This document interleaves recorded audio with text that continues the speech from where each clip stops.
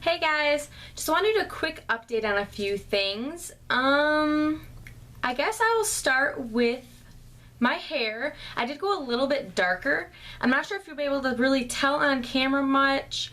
I did a few different low light colors, and I'll kind of show you my roots because I feel like that's where you could mostly see the distinct line from where my highlights were and where my root color was coming in. I didn't get any highlights, just the low light colors. And if you don't know what low lights are, it's just when you go darker than what you have. So I'm going to pull that down. You can see the line isn't as distinct as it was, which is what I was going for.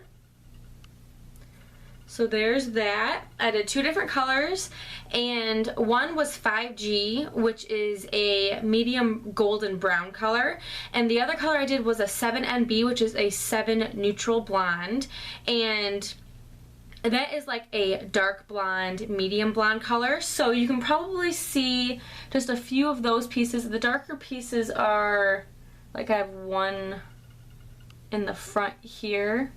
You can kind of see up against the blonde, and depending on how I part my hair, if I part it over a little bit more, you can see there's a darker piece right here.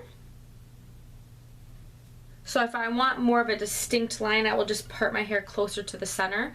But that is my hair. I also went darker under here. I used the 5G color. I know some people don't like that look, but I do like when people have a darker color underneath. I've always liked that look. I probably always will. So when I went fully blonde, I really just missed having the dark brown hair underneath, because that was the first time, probably since like my freshman year in high school, so about like 8 years ago, that I actually had all blonde hair with no brown in it whatsoever. So I was definitely missing it. I only had it for a few months where it was all blonde. And if you have followed me for most of the time I've been on YouTube, I started, I think, in April? I want to say, yeah, I started in April, and I had all blonde hair. It was a really light blonde, and then I added lowlights a few months later just to kind of break it up so it wasn't so dull looking. And then I've been trying to go a little darker under here, but I've never gone this dark, so I hope it stays better this time, because every color I've put under there, I put about 3 different colors, it just fades right out.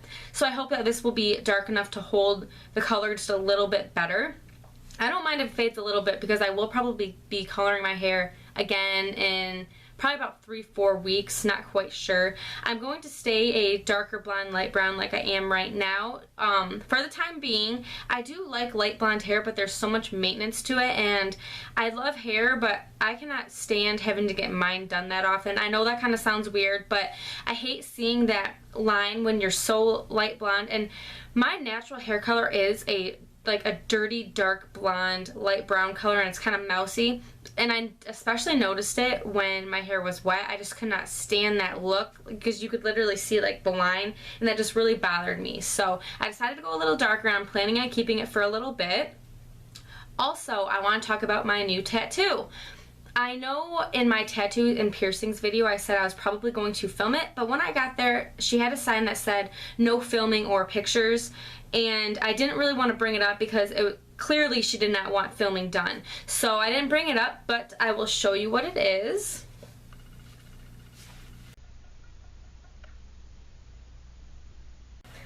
It says strength for today, hope for tomorrow, and it's still healing, so the close-up might not look too pretty. It's really dry right now, and I do have a bruise right by this bottom 4 that has been there for like before I even got the tattoo, so the bruising is not from the tattoo itself. And what I had to do was, I had a picture on my phone of the exact writing that I wanted, and I also had what the font name was, but she couldn't get the font name, so what I had to do was actually send her like a multimedia text message with the font, and then she took that font and showed me if that was the right size, and I told her it was, but I wanted it a little bit closer together, because when I did the font I couldn't figure out the spacing. You can like change the like space between the lines, and I just could not figure that out, so I just had her put it a little bit closer. And it's bigger than what I had originally planned, but I'm glad I got it this way, because you can see from pretty far back what it says, and I didn't want people like coming up and having to squint to see what it said, so I definitely like it. I already want another one. My mom seriously wanted to kill me with this one. My dad doesn't have tattoos either, and he didn't really understand it either. This is my 6th one, but for me, I just like art and expressing myself, and this is the only one you can really see. I have the dove on my shoulder, like my, left shoulder. And that's the only one you can see if I'm wearing tank tops and stuff. So this is the only one you can see almost all the time. In the winter, I wear long sleeves all the time, so probably won't be able to see it then.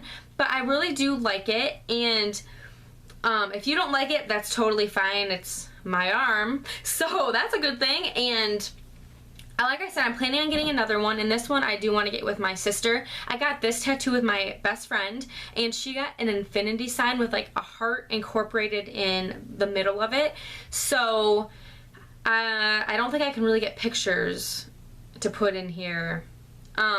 If you don't know what an infinity sign is, it's pretty much like a sidewards elongated 8.